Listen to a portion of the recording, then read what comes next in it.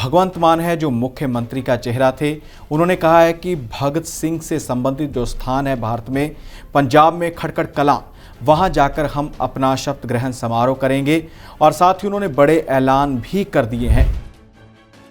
जी बिल्कुल संधू साहब, 5 राज्यों के चुनाव हुए, सभी के परिणाम हमारे सामने आ चुके हैं। पंजाब में आम आदमी पार्टी ने 92 सीटों से रिकॉर्ड तोड़ जीत दर्ज की है। जब तो दिग्गज नेता इस आंधी में, जो आम आदमी पार्टी की आंधी चली, उसमें कहीं भी दिखाई नहीं दिए। पंजाब के पूरे मुख्यमंत्री से लेकर जो इस समय वर्तमान समय में मुख्यमंत्री हैं, वो भी आम उम्मीदवारों के आगे, जिनको कोई जानता भी नहीं है, बिल्कुल भी नहीं टिक पाए।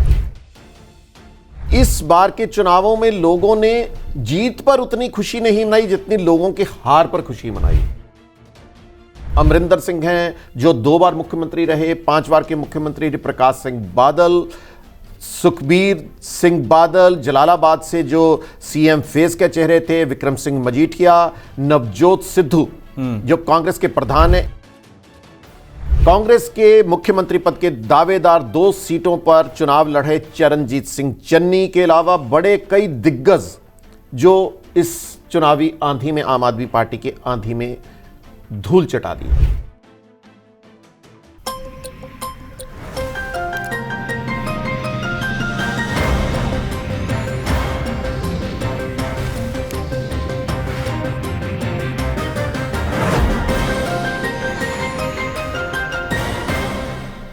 नमस्कार, खुलासा न्यूज़ का कार्यक्रम देख रहे सभी दर्शकों का मैं धर्मेंद्र संधू स्वागत करता हूं।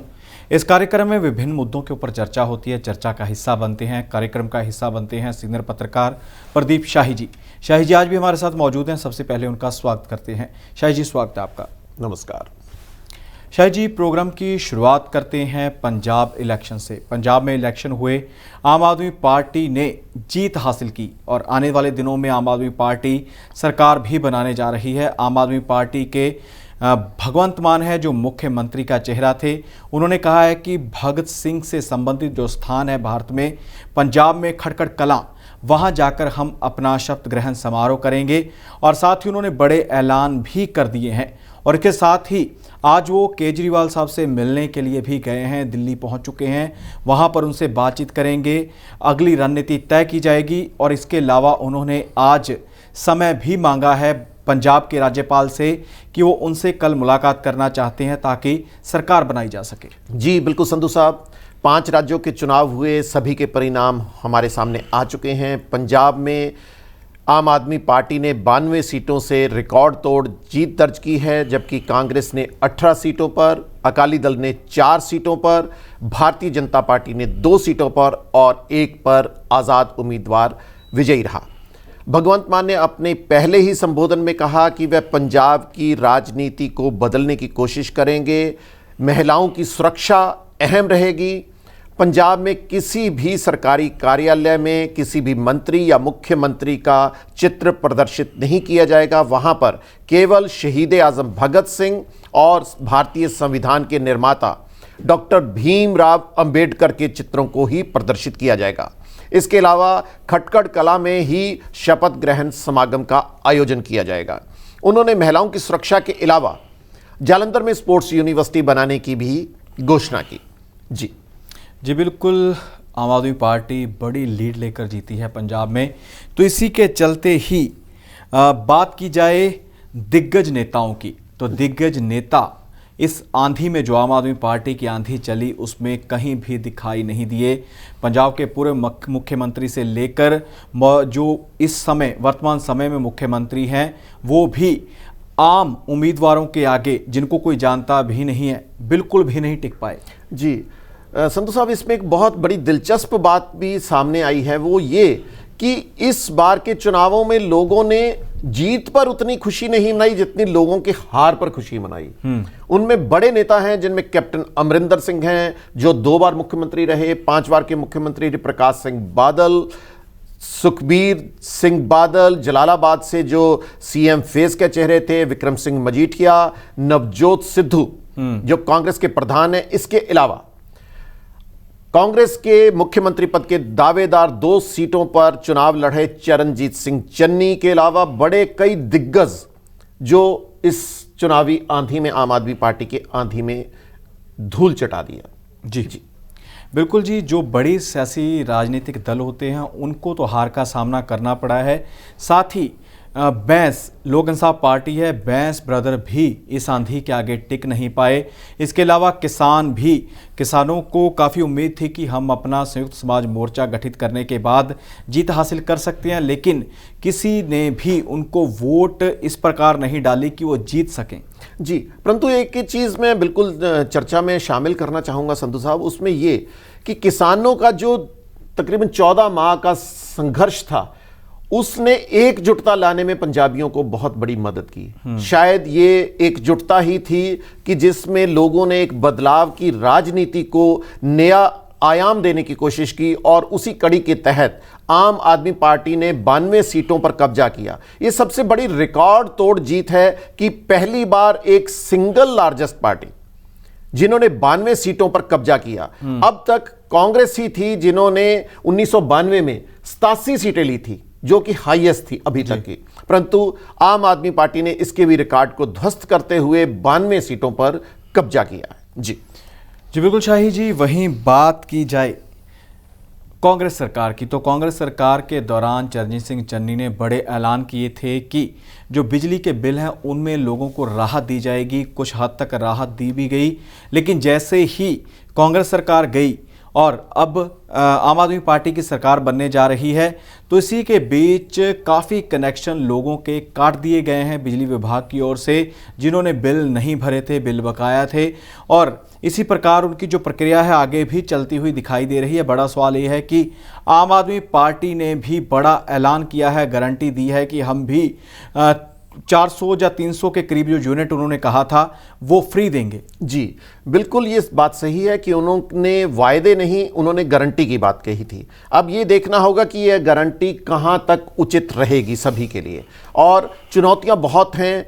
खजाना, हर बार यही कहा जाता है कि खजाना खाली है, परंतु ये भी देखना होगा कि बिन पैसे के आम आदमी पार्टी कैसे यहाँ की राजनीति को सही एक पहिए पर, रेलवे जो ट्रैक होता है उसके ऊपर लाने की कोशिश करेगी। अगर पावरकॉम की बात की जाए तो उन्होंने पहले से ही आम आदमी पार्टी के आने से, यानी कि संभावनाएं एग्जिट पोल में भी बन गई थी, जो एग्जिट पोल सफल भी हुए, तो उन्हीं को देखते हुए पावरकॉम ने तुरंत कार्रवाई भी शुरू कर दी है। जी। उन्होंने लगभग, जालंधर से जो हमारी जानकारी मिली है, 15,000 डिफाल्टरों ने, जिन्होंने 6 माह से बिल नहीं भरे थे, उनसे 100 करोड़ रुपए से अधिक की वसूली कर ली है, और 200 से अधिक कनेक्शन भी काट दिए गए हैं। ये बहुत बड़ी खबर है। एक दिन में ही 50 लाख रुपए की वसूली करने का भी रिकॉर्ड दर्ज किया है पावरकॉम ने। यह भी माना जा रहा है क्योंकि बड़ी संख्या में स्कूल हो, कॉलेज हो, शैक्षिक संस्थान कहा जा सकता है, पुलिस विभाग के ऐसे कई थाने या वहां पर हैं कि जहां पर भारी भरकम राशि कई लंबे समय से पेंडिंग चल रही है, और इनको वसूली के लिए पावरकॉम ने अब कमर कस ली है।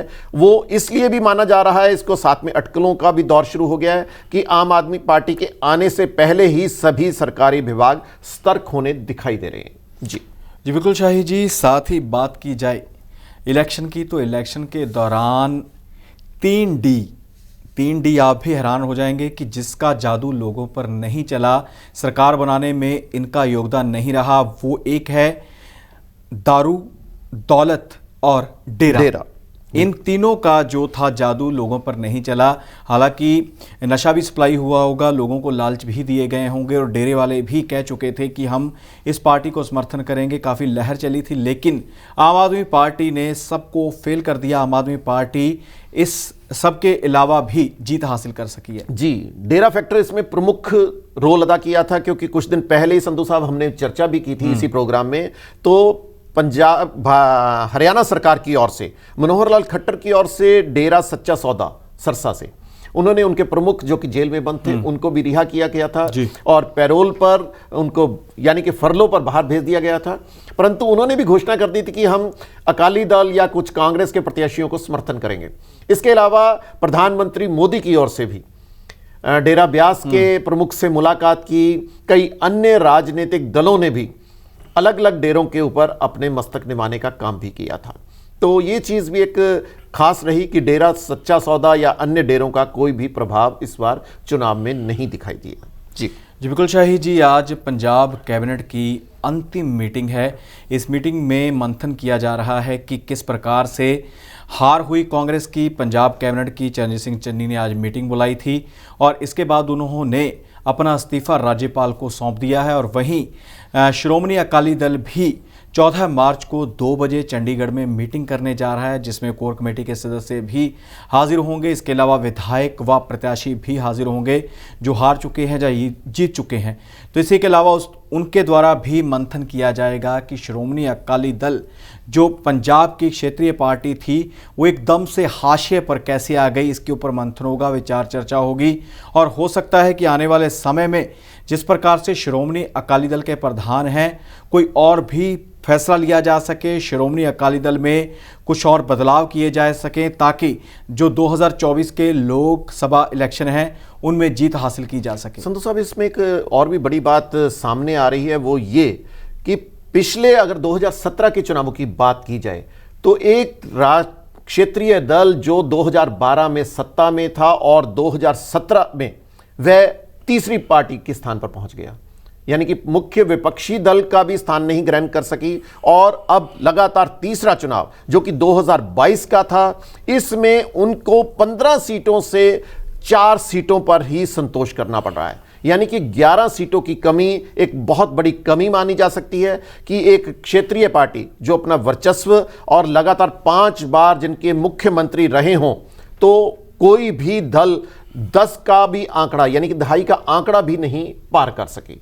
और सबसे खास बात कि भगवंत मान ने एक जो घोषणा है वो ये कि भी आज वो राज्यपाल से मुलाकात करेंगे और कल करेंगे, कल वो मुलाकात राज्यपाल से उन्होंने समय मांगा है और कल वह राज्यपाल से मुलाकात भी करने जा रहे हैं। जी शाही जी, जाते जाते एक नज़र यूक्रेन और रूस के युद्ध के ऊपर ज़रूर डालेंगे कि जिस प्रकार से वहाँ पर युद्ध चल रहा है, रूस ने यूक्रेन के ऊपर हमला किया है, इसी के चलते ही आर्मी के जो जवान थे उनमें कमी आनी शुरू हो चुकी है। और पुतिन ने कहा है कि हम बड़ी संख्या में लोगों को आर्मी में भर्ती करने जा रहे हैं। जी बिल्कुल, रूस की ये बिल्कुल सही ताज़ा जानकारी मिली है कि रूस में फौज की बहुत बड़ी कमी है और उन्होंने आम नागरिकों पर अनिवार्य फौज में भर्ती होने का पुतिन की ओर से आदेश जारी कर दिया गया है। और जानकारी के अनुसार 1 लाख युवाओं को सेना में भर्ती भी किया गया है।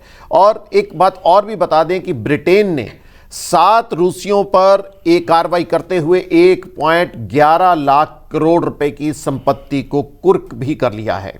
इससे एक और भी चीज़ सामने आ रही कि खाद्य तेलों की भी जो वृद्धि है तेलों में वो भी साफ दिखाई दे रही है, वो भी दिक्कतों का सामना सारा समूचा विश्व करने जा रहा है।